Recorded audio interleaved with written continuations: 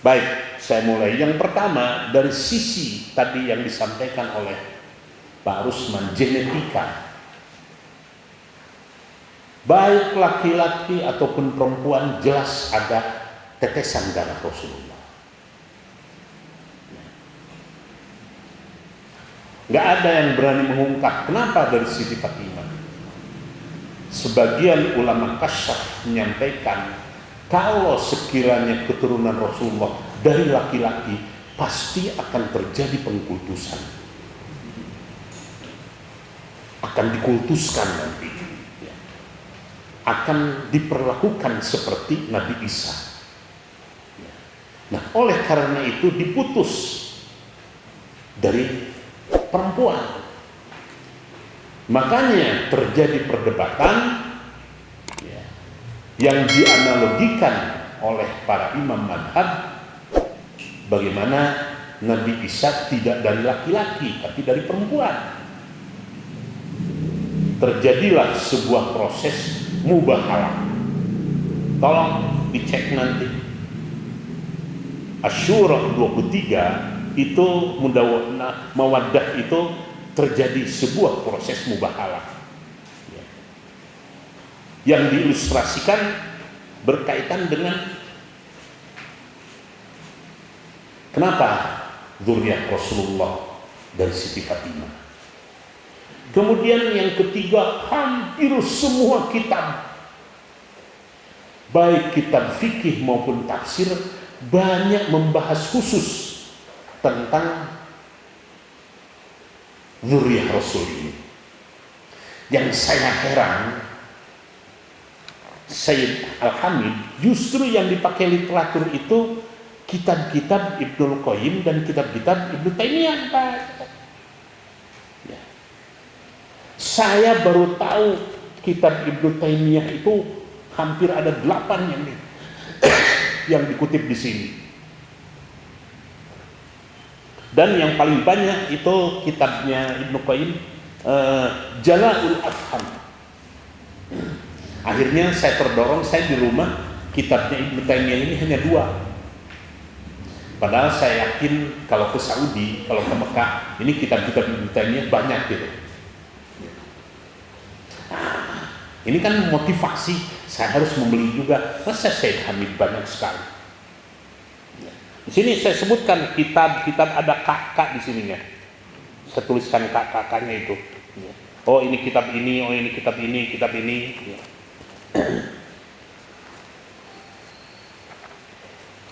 Oke. Ya.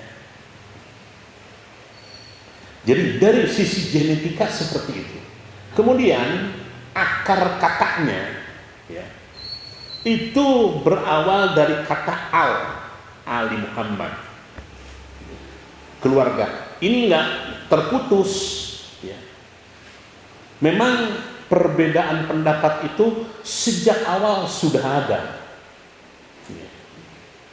Sejak zaman Rasulullah sendiri sudah mulai. Hanya dengan bijaksana hampir semua penulis pada akhirnya keputusan akhir Allah lah yang tahu. Terbagi 4 makna al. Hanya jumhur ulama termasuk imam madhab sepakat ke pendapat pertama. Yang dimaksudkan al di sini adalah al yang tidak boleh menerima sedekah. Nanti yang keempat termasuk apa yang disampaikan oleh Pak Kiki. Kalau di dalam kitab disebutnya untuk atqiya dan aulia. Tetapi itu hanya kelompok kecil saja. Apa kekhususan dzurriyyah Rasul atau tadi ahlul bait? Yang pertama tidak boleh menerima sedekah. Sedekah di sini yang dimaksudkan adalah zakat, karena itu kotor. Yang kedua, tidak boleh menerima warisan Nabi. Bayangkan, Siti Aisyah datang ke Sayyidina Abu Bakar. Sayyidina Abu Bakar, Kamu istri Nabi nggak bisa. Yang ketiga, bisa menerima dari ghanimah 1/5. Nah, yang menjadi persoalan, kalau tidak ada peperangan gimana? Nggak ada. Tapi Rasulullah sudah menjanjikan, insya Allah dzurriyyahku pasti Allah penuhi untuk makan 3 hari. Setitik. Jadi dengan kilo poin. Dan yang keempat ini yang tidak diberikan oleh yang lain-lainnya, dzurriyyah Rasul ini berhak untuk menerima sholawat. Oleh karena itu Rasulullah mengatakan, kalau membaca sholawat tidak disambungkan Allahumma sholli ala sayyidina Muhammad titik, itu namanya sholawat batrok. Sok nanti baca di kitab. Bukan hanya abtar saja, Rasulullah sendiri menyebutkan. Jadi kalau ada orang yang menyebut Allahumma sholli ala sayyidina Muhammad tidak disambung dengan wa ala ali sayyidina Muhammad, itu namanya sholawat batrok. Sholawat yang terputus. Ada hadisnya di sini. Ya. Ada hadisnya. Ya. Panjang. Jadi kalau abtar itu kejadian dengan As bin Wa'il, jadi begitu putra Rasulullah yang 4 meninggal semuanya, yang serikeun tah As bin Wa'il. Muhammad itu abtar, terputus turunannya. Akhirnya Allah balas As bin Wa'il dalam sejarah Arab, akhirnya terputus, tidak punya keturunan. Semua keluarga besarnya As bin Wa'il. Itu asbabun nuzulnya, inna a'tainakal kautsar fasholli li rabbika wanhar inna syani'aka huwal abtar. Abtar di sana itu berkaitan dengan As bin Wa'il. Terutama pada saat Sayyid Qasim meninggal, disensirikan kanjeng Nabi. Muhammad ma'abdar, Muhammad ma orang yang terputus.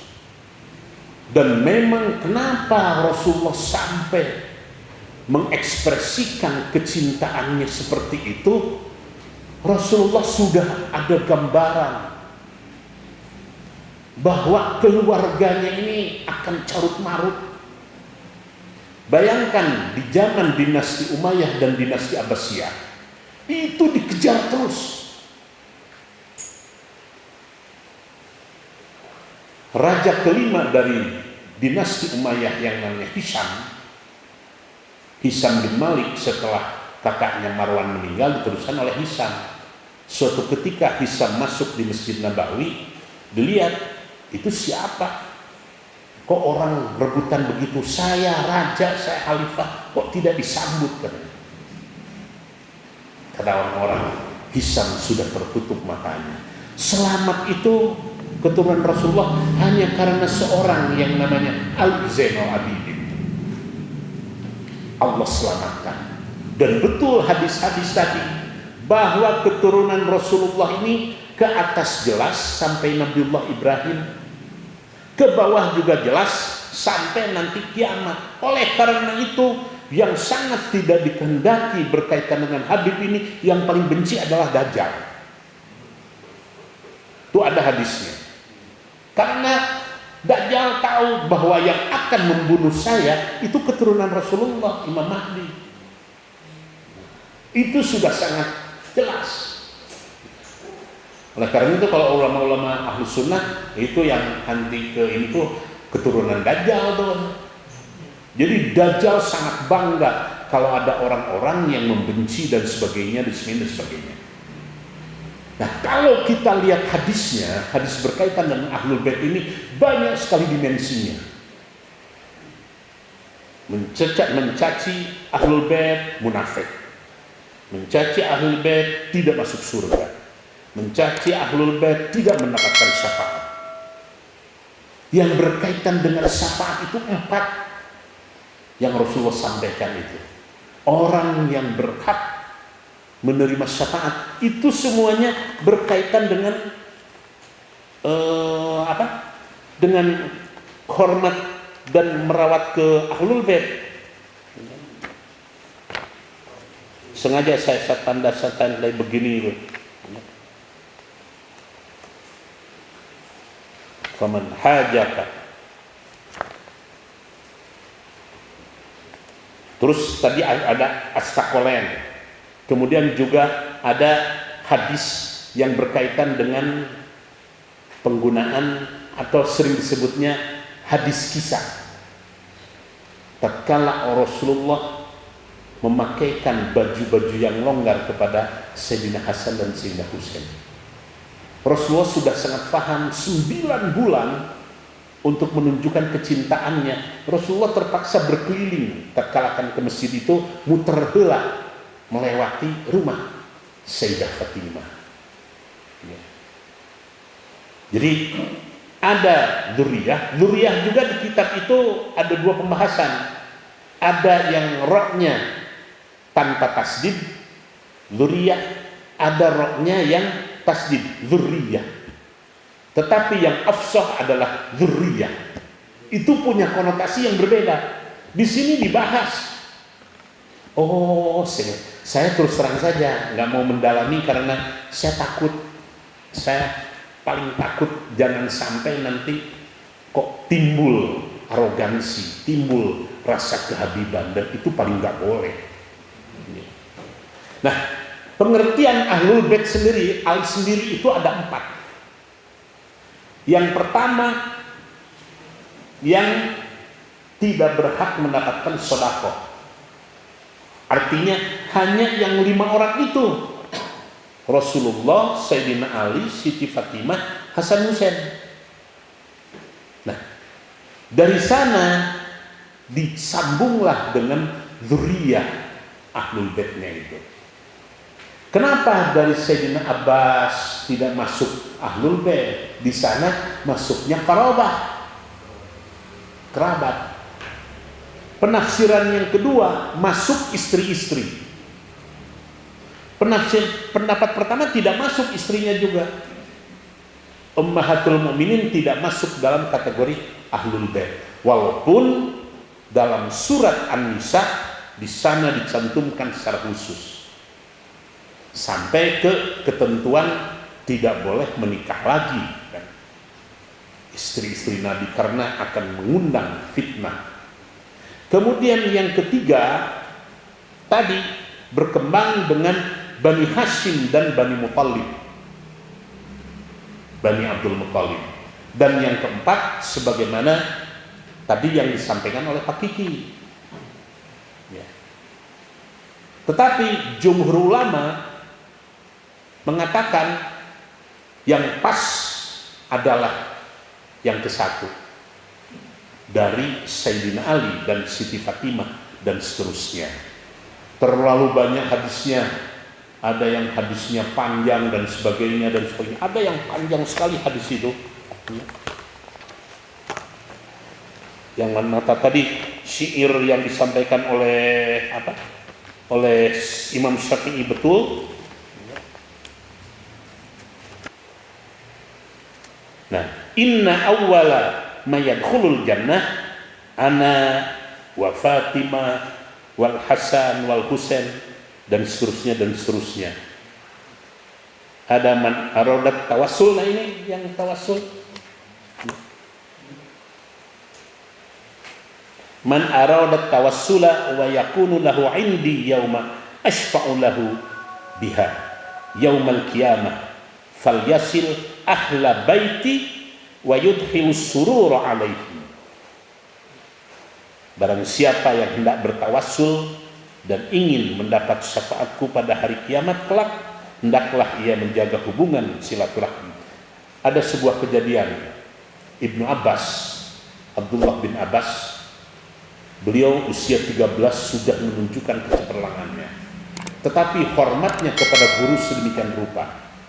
Suatu ketika tatkala Zaid bin Sabit keluar, Zaid bin Sabit lebih senior. Dia salah seorang yang dipercaya oleh Rasulullah untuk menjaga Al-Quran. oleh karena itu sangat dihormat. Pada saat Zaid bin Sabit akan naik kuda, Abdullah bin Abbas keluar, langsung memasangkan kakinya Zaid bin Sabit ke ada dina kuda kan suka ya, yang suku dimasukkannya. Zaid bin Sabit nangis langsung turun. Ya Ibnu Abbas, izinkan saya untuk mencium tanganmu. Di situ tata krama dua sahabat.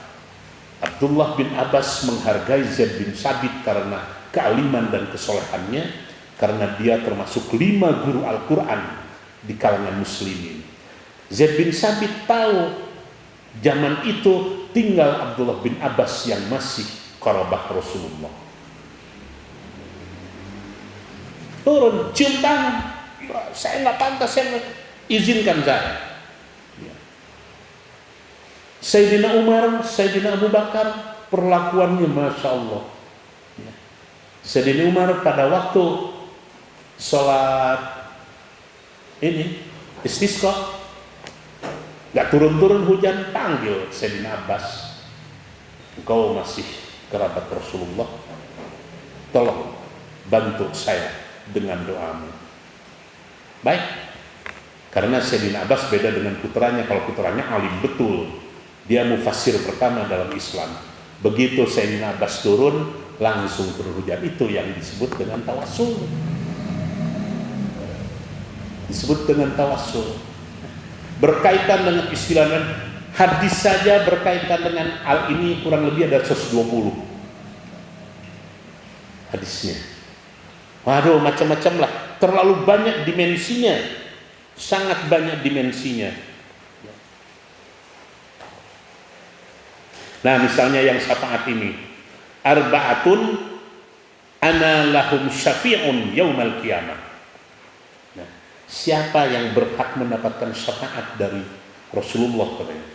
Al-mukarrimu lidzurriyyati wal qadi lahum hawaijahum was-sa'i lahum fi umurihim inda madurru ilaihi wal muhibbu lahum biqalbihi walisanihi. 4 golongan yang akan memperoleh syafaatku pada hari kiamat: orang yang menghormati keturunanku, orang yang memenuhi kebutuhan mereka, orang yang berusaha membantu urusan mereka pada saat diperlukan, dan orang yang mencintai mereka dengan hati dan lidahnya. Saya kemarin waktu membahas syafaat ini, yang saya maksudkan dengan Rasulullah sudah menentukan kriteria siapa yang layak mendapatkan syafaat. Man mata ala hubbi ali Muhammad mata syahidan. Ala wa man mata ala hubbil ali Muhammad mata maghfuran lahu. Nuka hiji syahidan, nuka 2 maghfuran lahu. Ala wa man mata ala hubbi ali Muhammad mata taiban. Ala wa man mata ala hubbi ali Muhammad mata mu'minan mustakmilul iman. Ala wa man mata ala hubbi ali Muhammad basyarahu malakul maut bil jannah thumma munkari wa nakir. Bayangkan ada dimensi alam kuburnya, dimensi surganya, dimensi munafiknya. Waduh, banyak sekali dimensinya, banyak sekali terkait kaitan-kaitannya itu, ya. Nah, coba ada yang dari Ibnu Mas'ud ini. Ibnu Mas'ud yang mengatakan, yaumun fi hubbi ali Muhammad khairun min ibadati sanatin. Lebih bagus daripada ibadah setahun. Satu hari mencintai keluarga Rasulullah. Di sini disebut yaumun fi hubbi ali Muhammad khairun min ibadati sanatin. Itu Ibnu Mas'ud, ya. Terus ada yang dari Abu Hurairah. khairukum li ahli baiti min ba'di. Terus yang yaridul haudha ahli wa man ahabbahum min ummati kahataini as-sababatain. Jadi nanti itu di surga ada yang namanya ring. Kalau presiden itu ring satu itu harus betul-betul steril. Yang boleh dekat dengan presiden itu hanya orang-orang tertentu. Ring 2 baru lapis berikutnya. Ring 3. Nah orang mah kebagian ring 5. Ring 5, ring 6. Tetapi Rasulullah yang ada di ring 1 itu 4 golongan. Yang pertama, orang yang mengurus yatim dengan baik. Nah, dengan hidayat, kadang perlu ikhlas kan? Orang yang mengurus yatim di dunia, ya, kehata ini, sambil menunjukkan ini. Itu ring pertama. Yang kedua, yang ring pertama itu yang mencintai keluarga Rasulullah. Itu ring pertama. Ya. Kemudian yang ring pertama lagi orang-orang yang hafid. Dan yang keempat orang-orang yang syahid. 4 golongan ini masuk di ring pertama. Ring pertama nanti kumpulnya dengan para nabi, dengan para aulia. Ya. Itu ring pertama. Ya. Tadi yang ada yang tawassul tadi, man aradat tawassula, dan masih sangat banyak lagi. Tadi kan arba'atun ana lahum syafi'un yaumal qiyamah kan. Tadi udah disampaikan. Kemudian ilmu nasab bagi Arab itu biasa. Ilmu silsilah itu. Dan yang mengaku Habib itu Kakanggi. Saya menyebutkan Ali Drus bin Utsman bin Husain bin Abdurrahman ketemu. Ada datang ke Pekalongan, kalau tidak datang di Semarang, yang khusus nasab. Oh, Habib Ali Drusnya dari sini, ininya dari sini, ininya dari sini. Nanti akan ketemu Ali Drus dengan yang di Banjarmasin, Ali Drus yang di Palembang. Ini sama di sininya. Saya sebagai keturunan ke-37 dari Rasulullah. Dan saya hafal kesananya. Muhammad bin Utsman bin Husain bin Abdurrahman bin Utsman, terus sampai akhirnya ke Sayyidah Fatimah, ke Rasulullah. Saya dari Husain, dari Sayyidina Husain. Kenapa kok Syarif? Syarif biasanya dari Sayyidina Hasan, Sayyid dari Sayyidina Husain. Nama saya Sayyid waktu di SD itu hese jarang pakai Sayyid, diganti guru jadi Syarif. Makanya Syarif kabeh gitu kan. Padahal saya dari Sayyidina Husain. Sayyidina Hasan sangat sedikit sekali. Kebanyakan dari Sayyidina Husain. Putra Sayyidina Husain itu hampir mencapai 90 orang. Tetapi Rasulullah sangat paham. Sayyidina Hasan sudah disebutkan pengorbanannya yang akan mempersatukan. Pertama, persoalan al ini setelah perang Siffin antara Muawiyah dengan Sayyidina Ali. Sayyidina Hasan mengalah, Sayyidina Husain keras dan sedih. Dan sebelum Sayyidina Husain meninggal, waktu Rasulullah ditinggal oleh Siti Khadijah, malaikat Jibril sudah datang membawa kain kafan. Loh, satu lagi mana untuk cucuku Husain? Malaikat Jibril mengatakan, Husain tidak akan sempat lagi dikasih kafan karena Husain akan meninggal dalam peperangan. Kenapa Syiah sampai sekarang, yang Syiah yang keras itu anti sepak bola? Karena kejadiannya kejadian Sayyidina Husain. Kepala Sayyidina Husain itu dijadikan bola di perang Karbala itu, tanggal 10 Muharram itu. Oleh karena itu kalau Syiah kan sangat ini sekali ya. Kita jangan seperti Syiah, karena Syiah menegasikan para sahabat, termasuk istri Nabi yang 11 yang dibenci oleh Syiah itu 7. Siti Aisyah dibenci, Siti Salamah dibenci, padahal ini orang-orang pintar. Siti Hafsah dibenci, itu semua istri Rasulullah. Yang nggak dibenci itu hanya 4, dipendiam semua, karena ngomong gitu. Jadi ini luas, dimensinya sangat banyak sekali. Nah, kemudian di sini juga ada penjelasan. Kata Habib, loh kok kenapa saya kami yang disalahkan? Kami itu diberi oleh orang-orang. Orang-orang menghargai kami. Kami sendiri nggak mau mencantumkan itu. Kenapa tidak yang disalahkan yang memberi gelar kami? Nah, yang terakhir, bahwa Habib ini tidak lepas sebagai cantolan keagungan, kehormatan, dan kemuliaan Nabi. Wajar, masa raja wae menang ayat gelar, dan Nabi dimensinya bukan dimensi kekuasaan, bukan dimensi politik, tetapi lebih banyak dimensi agama. Sekarang kita lihat Habib-Habib.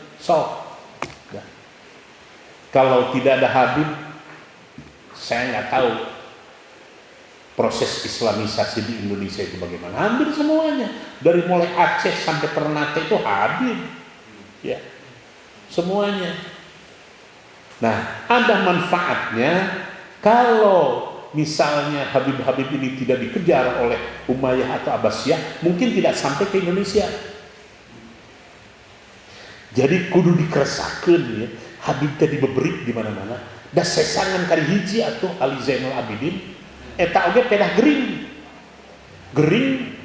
aya di kamar teu kapanggih sama Yazid itu, Hajjaj bin Yusuf yang sempat sampai menghancurkan Ka'bah tuh karena manjamik itu semacam Maryam lah, ketepel tapi ku batu nu gede. Itu sejarahnya sejarah kelam Hajjaj bin Yusuf itu.